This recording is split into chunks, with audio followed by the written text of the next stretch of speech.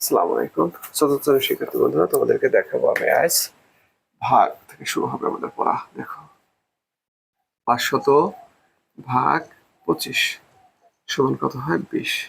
তাহলে দেখো এখানে এই 500টা কি, এটার নাম হচ্ছে ভাজ্য। এই 25টার নাম কি? 25টা হচ্ছে ভাজক। এই 20টা হচ্ছে ভাগফল। ভাগফল। এখন দেখো তাহলে ভাজ্য কাকে বলে? ভাজ্য হচ্ছে যাকে ভাগ করা হয়। ভাগ করা হয়, যাকে ভাগ করা হয় তাকে ভাজ্য বলে। তাহলে ভাজক কি? যা দ্বারা ভাগ করা হয়। তাহলে ভাগফলটা কি? তাহলে দেখো ভাজ্য কিন্তু আমরা বুঝছি, মানে যাকে ভাগ করা হয় সে হচ্ছে ভাজ্য, অর্থাৎ প্রথমটা হলো ভাজ্য। আর যাকে ভাগ করা হয় আর যা দ্বারা ভাগ করা হয় সে হচ্ছে ভাজক। তাহলে ভাগফল কি? ভাগ করে যা পাওয়া যায়। ভাগ করে যা পাওয়া যায়, তাই না? এখন দেখো অনেক সময় ভাগশেষ আসে, তাই না? ভাগশেষ মানে কি? যে অংশটাকে ভাগ করা যায় না। তাহলে ভাগশেষটা কি? ভাগশেষ হচ্ছে মানে যে অংশ ভাগ করা যায় না, ভাগ করা যায় না। যেমন দেখো 8 ভাগ 3, তাহলে ভাগফল কত হবে? 2। আবার দেখো ভাগশেষ কত হবে? 2। অর্থাৎ 8কে যদি আমরা তিনটা তিনটা করে ভাগ করি, তাহলে দেখো দেখো 3টা 8টা ডিম আছে, 1টা 2টা 3টে, একটা ভাগ করলাম, তাই না? আরেকটা ভাগ দেখো, 1 2 3, কিন্তু আমাদের তো মোট 8টা, আমি 6টা দিতে পারছি, তার মানে কি এই দুটো হলো ভাগশেষ। এখন এটা ভাগ করতে পারিনি। ওকে ফ্রেন্ডস, এখন দেখো তোমাদের 63 পৃষ্ঠার দেখো এই তিনটা অঙ্ক তোমাকে দেখাবো। বলছে 25 কেজি চালের দাম 2275 টাকা হলে 3 কেজির দাম কত? আমরা কিভাবে করবো? আমরা লিখবো এরকম, 25 কেজির দাম 2275 টাকা।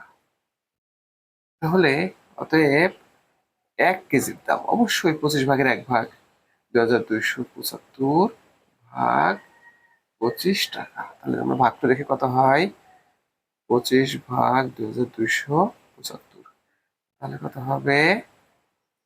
তোমার 5 25-এ, সরি, এখানে হলো তোমার 8 25-এ 200, তাহলে 9 25-এ 225।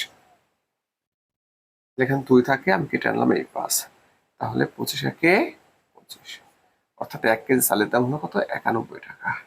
এখন বলছে 3 কেজি চালের দাম কত? অতএব 3 কেজি চালের দাম, তাহলে 91 গুণন 3 টাকা কত হয়? 3 একে 3, 3 নং 27। এখন এই টাকাটা হচ্ছে 3 কেজি চালের দাম। ঠিক আছে, তারপর অঙ্কটা দেখবো। দেখো এখানে 4-এ কি বলেছে? 4-এ বলছে কোন সংখ্যাকে 34 দ্বারা ভাগ করলে, অর্থাৎ 34 দ্বারা ভাগ করা অর্থ কি? এই 34টা কি? এটা ভাজক, তাই না? দেখো ভাগফল 3, ভাগশেষ 10।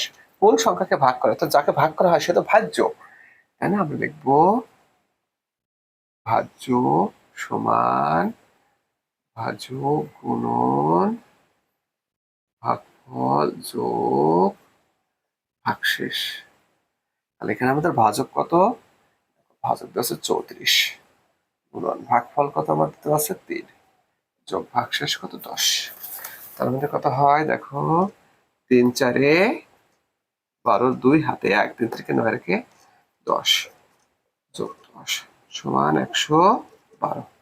ওকে ফ্রেন্ডস, দেখো এখন দেখো ভাজ্য নির্ণয়ের সূত্র এটা আসতে পারে, যে ভাজ্য নির্ণয়ের সূত্র দেখো। আবার বলতে পারো ভাজক নির্ণয়ের সূত্র দেখো। ভাজক সমান কি লিখতে পারো তুমি? দেখো আমি এখানে দেখাই দিচ্ছি, তারপরেও ভাজক ভাজক সমান কি হবে?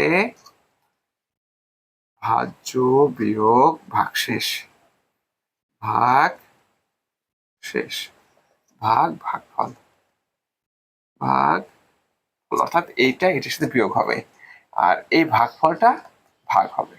মানে যে ভাগফলটা ছিল গুণন ছিল, গুণের সেটা ভাগ হয়ে যায়। আসতে পারে ভাগফল নির্ণয়ের সূত্র দেখো, তাই না?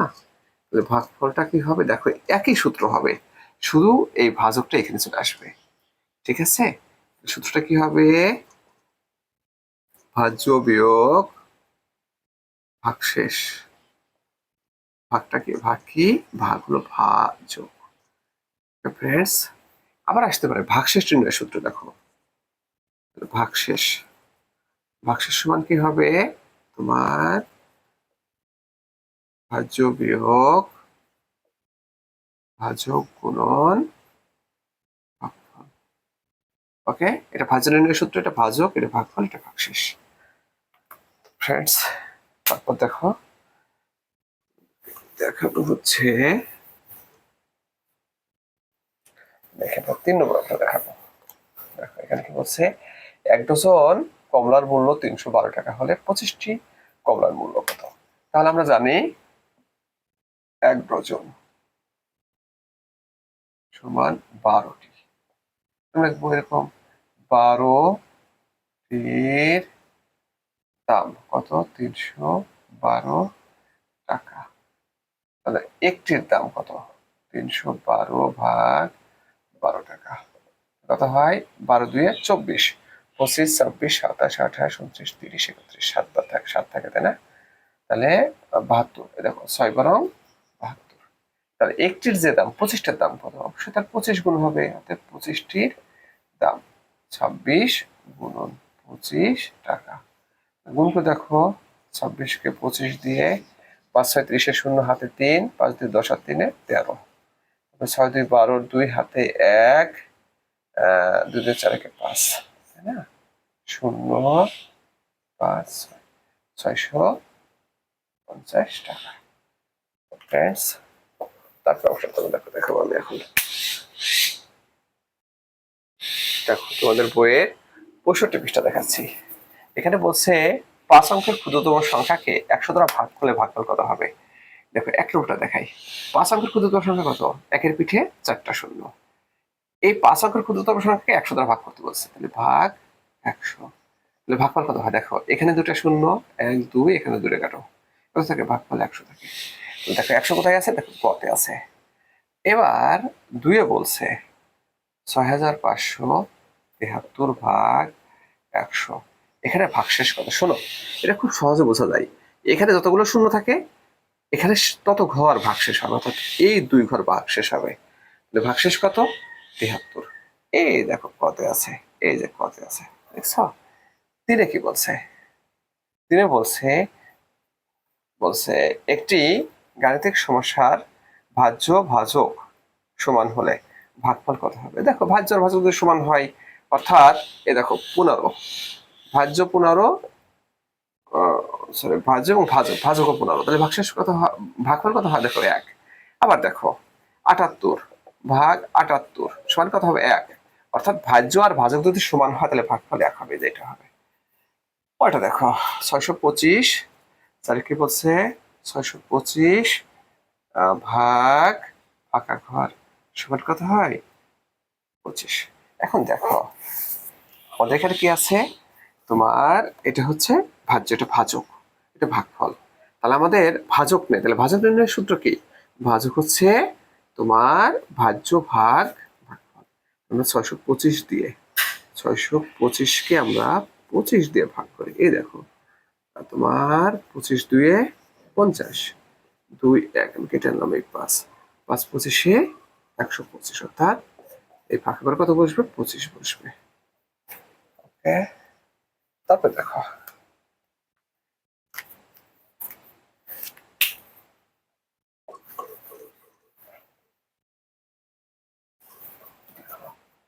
আমার 5 নং সমস্যা দেখাচ্ছি। নিঃশেষ বিভাজ্যের ক্ষেত্রে আমি কোনটা উত্তর হবে আমরা বললাম, এই যে 25 হবে উত্তর।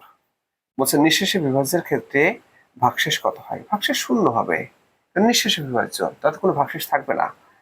6 নম্বর দেখো, ভাগফল 5, ভাজক ভাজক ভাগফলের 5 গুণ হলে ভাজ্য কত? তারপরে ভাজক কত হবে? ভাজক হচ্ছে ভাগফলের 5 গুণ, অর্থাৎ 5 গুণ 5 সমান 25। তাহলে এখানে তোমার ভাজ্য কত হবে? তাহলে ভাজ্য হবে হলো তোমার কত? ভাজক, ভাজক কত? 25 ভাজক 25 ভাগ ভাজ্য দেওয়া নাই, তাহলে ভাগফল কত? ভাগফল 5, তাহলে ভাজ্য 5 হবে, 5 5 25। ওকে, এই দেখো এটা।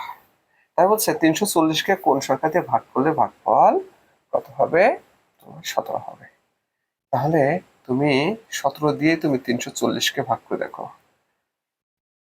340, 17 দুয়ে 34, শূন্য কেটে নাও, শূন্যকে শূন্য, কত হবে? 20 হবে। এই দেখো 20 দিয়ে ভাগ করলে ভাগফল 17 হবে। ঠিক আছে।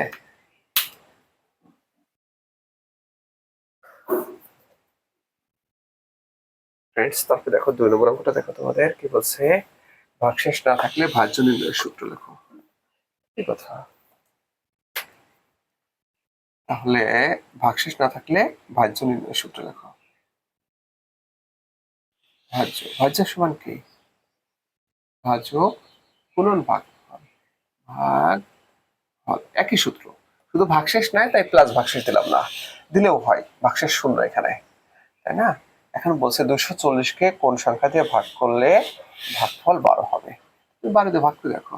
240, 12 দুয়ে 24, শূন্য কেটে আনলাম, শূন্য একে শূন্য। এ দেখো 20 দিয়ে ভাগ করতে হবে। ঠিক আছে, এটা সংক্ষিপ্ত উত্তর, এটা 1 এর উত্তর, এটা 2। এখন 3 কি বলছে এখানে? 500 টাকার একটি নোট দিয়ে 25 টাকা মূল্যের কতটি রং হয়েছিল, অর্থাৎ 25 দিয়ে ভাগ করতে হবে। হ্যাঁ, 500, 25 দুয়ে 50, আমি কেটে আনলাম এই শূন্য, দেখো শূন্য কে শূন্য, অর্থাৎ 20টা রং পেন্সিল কেনা যাবে। তারপরে দেখো 4 কি বলছে? একটি বাক্সে 20টি পুষ্পবিন থাকলে 400টি পুষ্পবিনের জন্য কতটি বাক্স প্রয়োজন? তুমি 20 দিয়ে ভাগ করো। 4, 20 দিয়ে তুমি 400 ভাগ দাও, তুমি কতটি পুষ্পবিন বার আসবে? 2 ভাগ দিলে 40 হয়, আমি কেটে আনলাম এই শূন্য, শূন্য কে শূন্য, অর্থাৎ 20টি বাক্স প্রয়োজন লাগবে। বলছে 1 হালি ডিমের দাম 40 টাকা হলে 9টি ডিমের দাম কত? 1 হালি সমান কয়টি? 1 হালি সমান কত? 4টি, 5 এখানে করে দিচ্ছি, দেখো, অর্থাৎ 4টির দাম কত? 40 টাকা। অতএব একটি ডিমের দাম কত হবে? 40 ভাগ 4 টাকা সমান 10 টাকা। এখানে বলছে 9টি ডিমের দাম, 10 গুণ 9 টাকা সমান 90 টাকা। অর্থাৎ তোমার 10টি ডিমের দাম কত হবে? এই দেখো, এই যে 90 টাকা। ঠিক আছে ফ্রেন্ডস, তোমাদেরকে অসংখ্য ধন্যবাদ এ পর্যন্ত ক্লাসে অংশগ্রহণ করার জন্য।